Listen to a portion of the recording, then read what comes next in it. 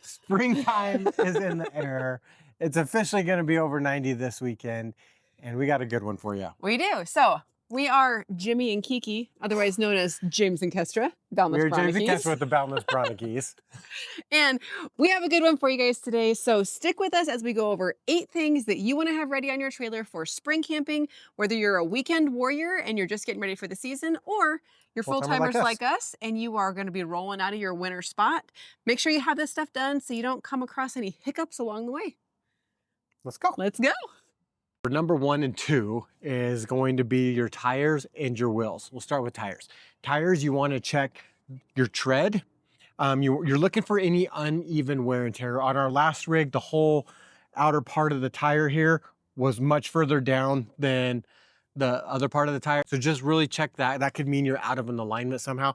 Also, if you've been telling yourself, dads, that you need to replace your tires next season, well, it's next season. So let's just go ahead and do that, right? So one of the other things you're going to be looking for is you're going to look at your sidewall. If there's any cracking, really bad UV damage, or there's any like bulging, that's something you're really going to want to check. And check the inside too.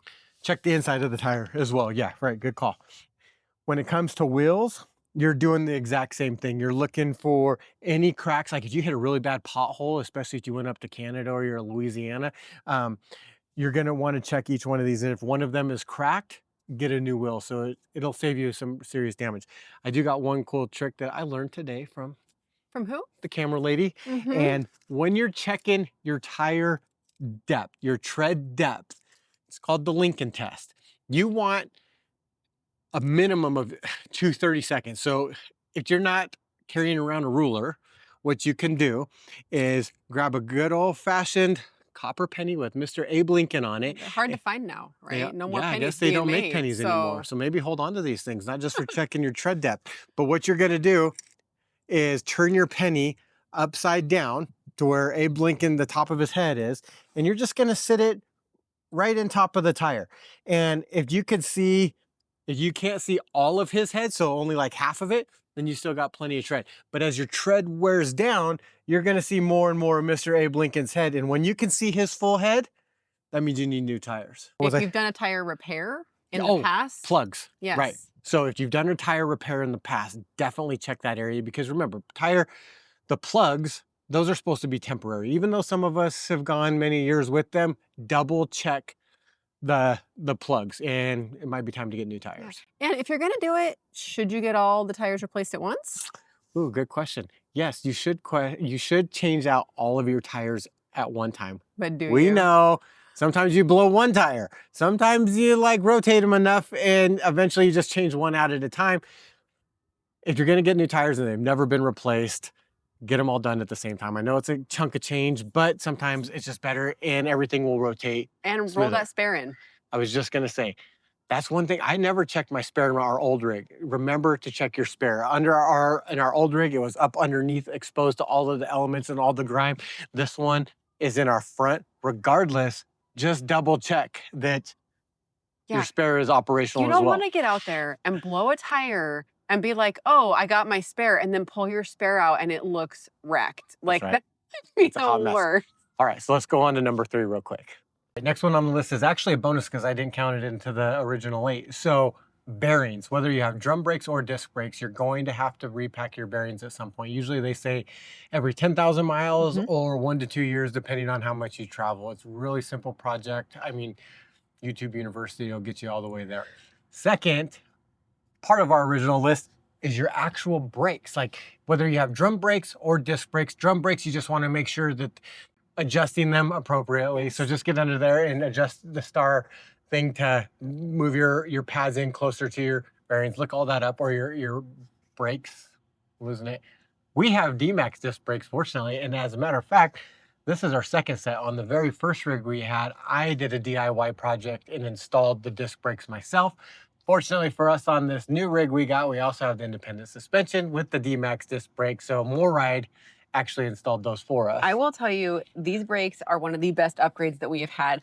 Our travel, and by our, I mean my travel anxiety, literally cut in half after having these brakes installed, because you can stop what I think they say up to 50% sooner. And we have tested that out, and we've been in a few places where we've been coming down like mountains, or when we're in super heavy traffic and we have to stop more quickly than we usually would have to. And it is a huge difference, you guys. So if you're thinking about upgrading to disc brakes, you can get a kit. You can do it yourself. You can find them on eTrailer.com. They have the full kit, all the connectors, actuators, lines. They'll help you get everything set up and make sure that you get the right lug nut configuration and all of that for the brakes. Or if you want to order the kit and then find an installer, you can actually go over to D-Max or eTrailer, and they will help you find an installer who can do it for you if you don't want to take on that project. But that is one that we highly recommend. And actually all the stuff that we're talking about today on this video for trailer maintenance and upgrades and projects, you can find it all on eTrailer. They are awesome. They are one of our sponsors, and they have free shipping if you order over $99.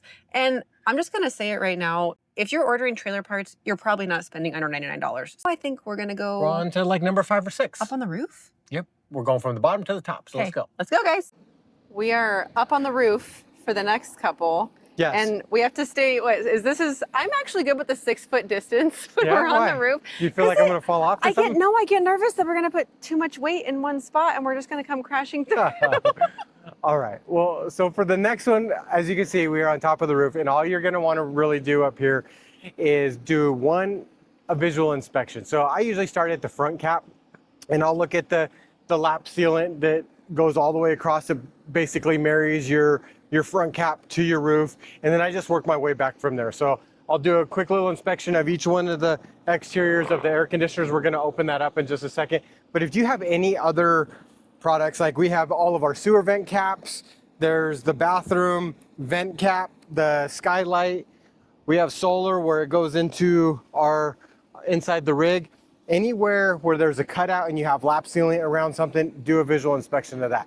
A small tiny pinhole can allow water to go in for a long time and eventually ruin the wood and the material underneath your roof. So you just want to really check those. So with that, let's go on to the next one, which is super important, and it's just doing a quick inspection of your air conditioners and doing a quick cleaning of that.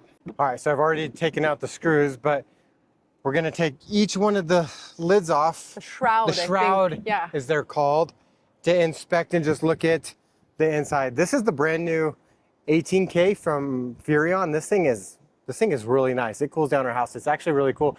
It's got like an osculating little paddle. Is that how you say that? Osculating? Where I thought it was oscillating. Oh, really? Oscillating or osculating? I don't know. I thought maybe I was learning something new. You look really handsome right here with that palm tree behind you. Anyway, so we're gonna look at our fins.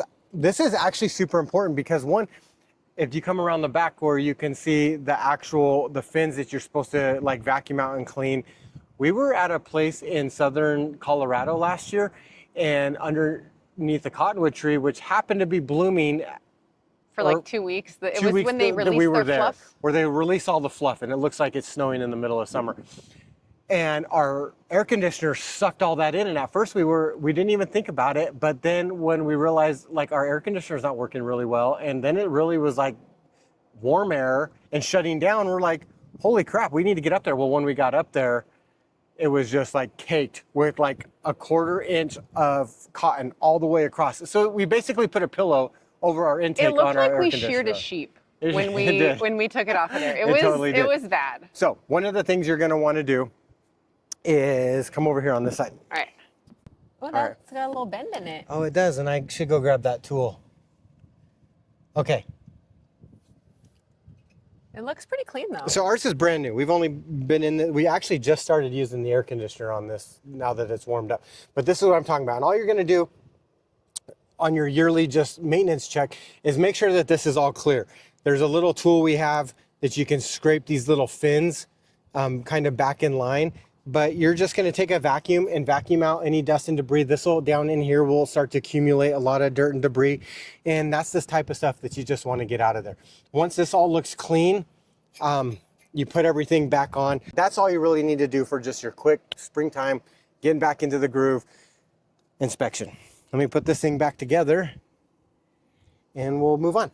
So Another reason that we are bringing up this spring maintenance right now is you want to get up on your roof and do this before it's 100 degrees out. Yeah, that's It right. is hot. It's only like 80 degrees here today, and I'm in t-shirt and shorts up here, and it is warm, guys. So when you're doing your roof stuff, do it like early in the morning or do it like before it gets really hot where you're at, and you will thank us later so you're not sweating up on your roof.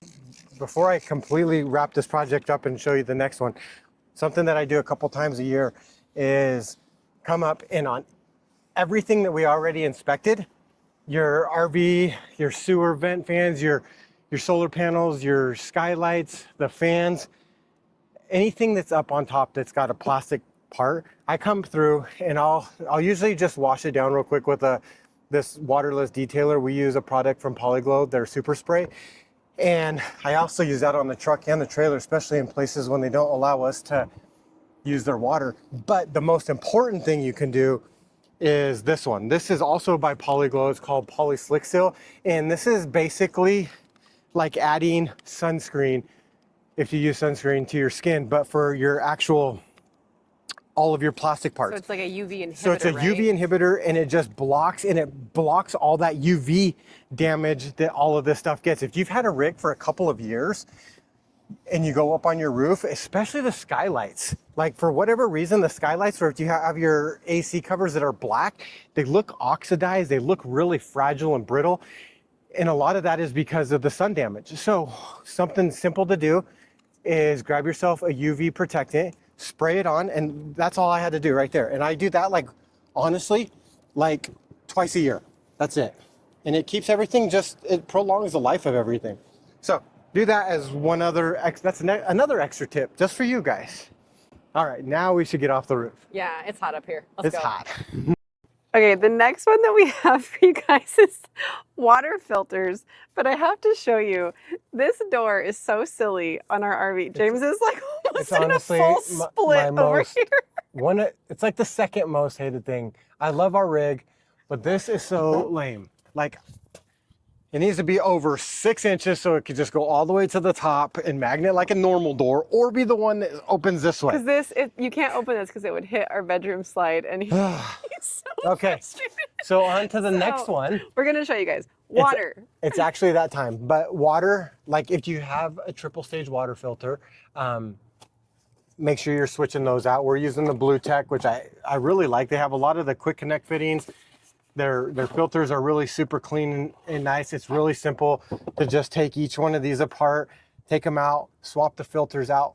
Also though, one of the best things you can grab is the Taste Pure inline water filters. Like these things cut down like a lot of crap that's in the water. Yeah, So at minimum, put one of these at minimum, guys on. put one of these on your line. We're almost ready to also swap that out. It also gives you a nice little date thing here to where you could say, this is when I did it, because you'll forget. So put the date on it every time you swap this out. Add one of those to a good drinking water hose. We recommend either the Go Blue Tech stainless steel that comes with Blue Tech, or one of my favorites still is the Evo Flex 2 by Camco. It's a flat load, so you could get more hose and put it away in tighter spots just because of how flat it is. But they're both drinking water Yeah, they're hoses, which is lead-free, really important. BPA-free. All the crap isn't in them, so you're not going to get sick. You're not going to get a bellyache. And your water tastes The better. ambulance isn't going to come and save you.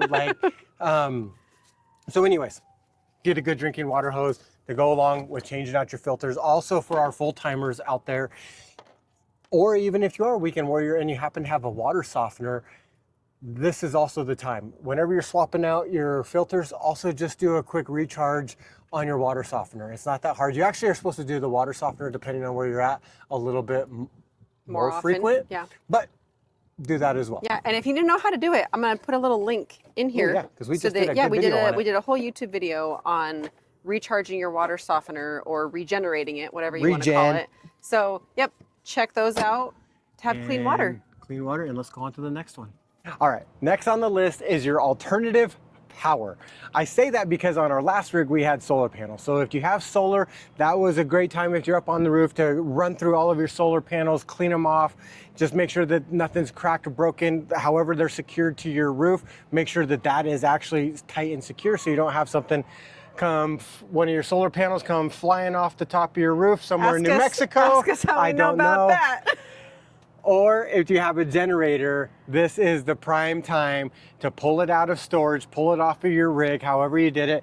Check the fuel, check your oil, and check your spark plug. Make sure that you got good, clean fuel, and then fire this baby up and run it for just at least 10 minutes so you know that everything is really good and operational. If you have fuel or if you have empty tanks, or empty gas cans, make sure you just get ready to top those off. Also, if you're tired of cheap, crappy gas cans, this one by SureCan, they make a number of different cans. These things are really awesome. They got this little pour spout, and then once you get it to where you want, then you just hit this lever. They're solid, right? They're really good. If I could make one recommendation on a generator, if you haven't already purchased one, you're thinking about getting one, I would highly recommend getting one big enough and powerful enough to run your fridges and all your main appliances and an air conditioner, but get yourself an inverter generator that is dual power. Why do I say dual power? Because sometimes you have gasoline, sometimes you forget to fill the gas cans up, but you always have propane on your rig. Hopefully if you actually topped off your bottle. So maybe add that to the list too, check your propane. But what's so nice about a dual fuel is if you don't want to carry the extra gas can or you run out of gas, this Champion one that we got here comes with a connection, goes right into your propane tank and then pops right into the side. I switch it over to propane and we got power no matter where we're at. This thing is quiet. And it's really quiet. So, you were running it today to test it out in the campground, and I was worried that somebody was going to say something, but it was so quiet. Let's see what it sounds like. See what it. Yeah, once it's running. Pretty quiet. Once it gets warmed up, it goes down even more. Okay, before I make somebody mad. All right, let's go on to, I think it's the last thing. Are you guys ready? This is the last one. Let's do it. Let's go see what we got. The last one on our list today is to change the batteries in your keyless lock. So this is something that doesn't need to be done super often. I think they say to check them every like 6 months. I think we had one time where we went like 2 years without changing our batteries. But if you let your RV sit all winter, you do not want to go out for your first camping trip and get locked out because you forgot to change the batteries. That would be a bummer. It's literally less than $5 and will probably take like 5 minutes. All you got to do is pop the back off, swap the batteries out, put the screws back in, and that is it. Another tip, if you have a keyless lock, a few people mentioned this recently on a video, is they do come with a key. So we don't carry it with us all the time because that's why we got a keyless lock, but hide it somewhere like in your vehicle. So just in case you do have an issue or you don't take our advice and change the batteries, you don't get locked out in while a you're out. top secret safety spot that nobody knows. Don't tell us where. So that's everything that we have on here, but we want you guys to tell us, what did we forget? Yeah, if you're getting ready to go camping, you've been doing this a long time. We've been on the road. We're about to come up on our 5th year of full-time travel. If there's something that wasn't on this list that you do or recommend, let us know in the caption so we can all learn something. Maybe there's something that we don't know because we're full-time that you do like at the beginning of the season. So let us know that. Make sure that you like, subscribe, comment, check out our video up here of 6 things that you should do every time you leave the campground to avoid disasters. And make sure that you check out our sponsor, eTrailer, if you need any supplies to get yourself ready for camping season. All right, we'll see you next Sunday. Bye, guys.